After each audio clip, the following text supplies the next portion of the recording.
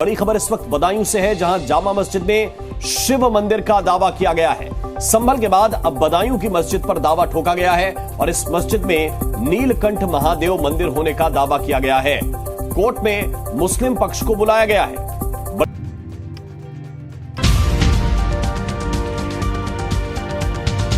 अस्सलामुअलैकुम आदाब दोस्तों, मैं हूं शम्स सईद और आप देख रहे हैं हर खबर आप तक। दोस्तों, जो खबर आज आपसे साझा करने वाला हूं और शेयर करने वाला हूं वो उत्तर प्रदेश से जुड़ी है। दरअसल आपको बता दें कि अभी संभल का मामला ठंडा नहीं हुआ था कि अजमेर दरगाह पर संकट मोचन मंदिर होने का दावा कर दिया गया और अजमेर दरगाह का जो है मामला अभी ठंडा नहीं हुआ। कल ही की बात है कि किस तरह से संभल की जामा मस्जिद पर जो जिले अदालत ने कार्रवाई करने के जो आदेश दिए थे उस पर सुप्रीम कोर्ट ने रोक लगाई है, लेकिन उसके बावजूद ये मंदिर मस्जिद का विवाद थमने का नाम नहीं ले रहा है। अब बदायूं की एक मस्जिद पर मंदिर होने का दावा ठोक दिया गया है।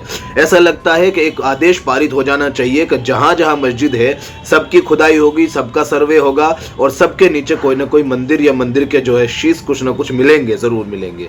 जिस तरह से लोग लगातार जहां जी चाहता है वहीं पर जाकर चार लोग खड़े हो जाते हैं और जो 1991 का प्लेसेस ऑफ वर्शिप एक्ट है उसकी धज्जियां उड़ा देते हैं, ये तमाम तर चीजें थमने का नाम नहीं ले रही हैं।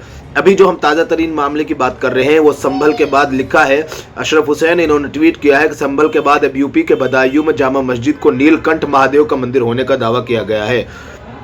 आप अंदाजा कीजिएगा कि संभल में हरिहर मंदिर को होने का दावा किया था, अजमेर दरगाह में जो है कि उनका संकट मोचन मंदिर का दावा किया गया था और यहाँ पर अब नीलकंठ महादेव मंदिर होने का दावा किया गया है। इस मामले में आज सुप्रीम कोर्ट में सुनवाई थी, जहां इंतजामिया कमेटी ने अपना पक्ष रखा। इस मामले में मुकेश पटेल ने 2022 में याचिका दायर की थी।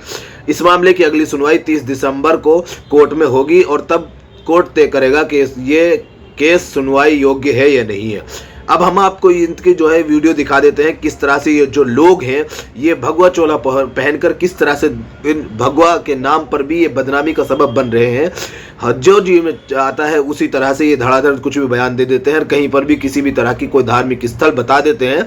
आप इनका सुनिएगा, इन्होंने जो लिखा है ये तमाम तर बातें मैं इसलिए कह रहा हूँ क्योंकि जिन्होंने इसको ट्वीट किया वो ये सब लिखा है। आप जरा इनका बयान सुनिए। पृथ्वीराज चौहान की लड़ाई हुई थी, तब जो पृथ्वीराज चौहान हार गए तो उसके बाद मोहम्मद गौरी ने अपना सेनापति कुतुबुद्दीन ऐबक दिल्ली भेजा। दिल्ली पर राज्य स्थापित करने के बाद उस समय दो राजा थे, दिल्ली के पृथ्वीराज चौहान और कन्नौज के जयचंद। तो जो उन्होंने दिल्ली पर कब्जा करने के बाद ये जो बदायूं क्षेत्र है वो उस समय कन्नौज का अधीन आता था। तो उस समय जो कन्नौज का अधीन आता था तो उसने सबसे पहले कुतुबुद्दीन ऐबक जो लुटेरा था वो सीधे वो दिल्ली पहुंचा। दिल्ली पे उसने कब्जा करने के बाद उसके बाद उसने कन्नौज जयचंद को उन्होंने मारा। जयचंद के बाद वो सीधे बदायूं आया। बदायूं पर राजा महिपाल को उसने मार के उसने अपना राज्य स्थापित यहाँ अपना कब्जा कर दिया गया। कब्जा करने के बाद उसने यहाँ पर अपने दामाद इलितमिश को बदायूं का सूबेदार बना गया। सूबेदार बनते ही उसने ये भगवान नीलकंठ महादेव के मंदिर को ध्वस्त किया और ध्वस्त करने के बाद उसने उसी टेम्पल पर जो भगवान नीलकंठ महादेव का मंदिर है वो इसी भी उसमें मौजूद चारों रंग की दीवारें हैं, भागसी है, सुरंगें हैं, बहुत कुछ है उसमें, वो सब कुछ अब भी मौजूद है। तो ये याचिका आपके द्वारा कोर्ट में दायर की गई है जी। आज कोर्ट में क्या फैसला है? आज कोर्ट में सरकारी कोर्ट ने अपने राष्ट्रीय धरोहर माना है सरकार ने और उस पर अपनी रिपोर्ट लगा दी है सरकार ने और सरकारी कोर्ट की वकील की बहस पूरी हो गई है। अब इंतजामिया कमेटी अपना पक्ष रख रही है, उसके बाद अखिल भारत हिंदू महासभा अपना पक्ष रखेगी। आपने इनका बयान सुन लिया दोस्तों। अब आपको जो है वहाँ की जो मस्जिद कमेटी है उसके भी बयान सुनवा देते हैं। उनका साफ तौर पर कहना है कि ये तकरीबन 850 साल पुरानी मस्जिद है और जो वहाँ पर दावा किया गया है वो ये किया गया है कि मंदिर को तोड़कर मस्जिद बनाई गई है।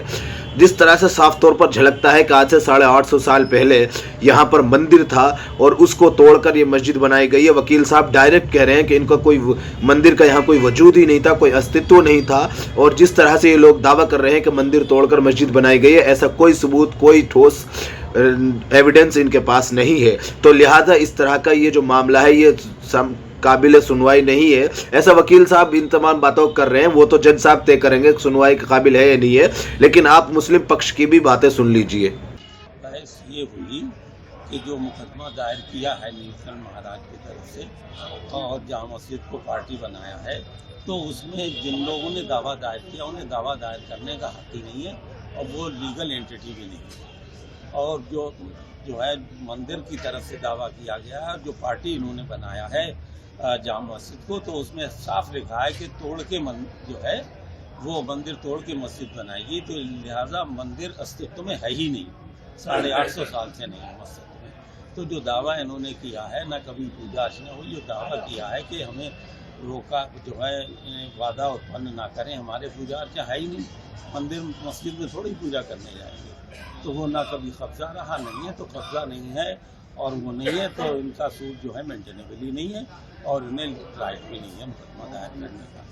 दावा ये पेश किया गया है कि ये जो डिस्प्यूटेड जगह है, ये नीलकंठ महादेव का मंदिर है और इसमें पूजा अर्चना करने की अनुमति दी है। तो कोर्ट ने क्या फैसला दिया है? कोर्ट ने अभी कोई फैसला नहीं दिया है, उसी पर सुनवाई चल रही है। उन्होंने ये कहा है कि ये सूट जो है मेंटेनेबल नहीं है। अच्छा, तो आज क्या बहस हुई है? आज बहस उनकी ओर से शुरू हुई है, शुरुआत हुई है बहस की, और डीजीसी जो है वो सरकार की तरफ से अपना पक्ष रख चुके हैं। दोस्तों, आपने इनकी भी बातें सुन ली, आपको ये साफ तौर पर अंदाजा हो गया होगा किस तरह से जगह जगह पर कहीं 850 साल पुरानी, कहीं जो है 300 साल पुरानी, कहीं जो है हज़ारों साल पुरानी मस्जिदों पर दावा ठोका जा रहा है। ऐसा मालूम होता है कि जो 1991 का प्लेसेस ऑफ वर्शिप एक्ट था, जिसके साफ माना यह थे कि 1947 के बाद कुछ चुनिंदा जगहों पर, जहां पर पहले से मामला, जैसे अयोध्या का मसला था बाबरी मस्जिद वाला, और उसके अलावा काशी मथुरा वाला, दो तीन चीज़ों के बारे में बताया जाता है कि इन 2-3 चीज़ों को छोड़कर बाकी तमाम जगहों पर जहां जो पूजा स्थल, इबादत गाह, मंदिर, मस्जिद, चर्च या कोई दूसरा इबादत गाह था या पूजा स्थल थी, वो उसी हाल में रहेगा 15 अगस्त 1947 के बाद। जो जिसका जो ढांचा है वो उसी ढांचे पर रहेगा, उससे कोई छेड़खानी नहीं की जाएगी। ये कानून बना हुआ है 1991 का, लेकिन उसके बावजूद उसके इस तरह के जो जगह जगह पर कहीं 800 साल पुरानी मस्जिद अभी आपके सामने है, बदायूं की 800 साल पुरानी मस्जिद है, जिसके बारे में ये कह दिया गया कि यहाँ पर मंदिर तोड़कर मस्जिद बनाई गई थी। आप अंदाजा कीजिए कि 850 साल पहले के वंशज कौन ऐसे लोग हैं जो अब ये नया फितना और विवाद खड़ा करना चाह रहे हैं। साफ तौर पर वकील साहब का कहना है कि 850 साल पहले और न आज यहाँ पर कोई मंदिर था, न है, न होगा, क्योंकि जिस तरह से बता रहे हैं कि पूजा की इजाज़त मांग रहे हैं, जबकि पूजा मंदिर होगा तो पूजा की इजाज़त मिलेगी। अब आप अंदाज़ा कीजिए कि देश में एक तरह का जो पूरी तरह से विवाद छिड़ गया है, जहाँ जी चाहते हैं कुछ लोग उठकर किसी भी धार्मिक स्थल पर दूसरे धार्मिक स्थल होने का दावा ठोक देते हैं। जिस तरह से लगातार ये कार्रवाई उठ रही है, देखने वाला है आइंदा इनके साथ क्या होगा। तस्वीरों में इतना ही दोस्तों, आगे फिर मुलाकात होगी आपसे किसी ऐसी खबर के साथ। तब तक के लिए जय हिंद, धन्यवाद।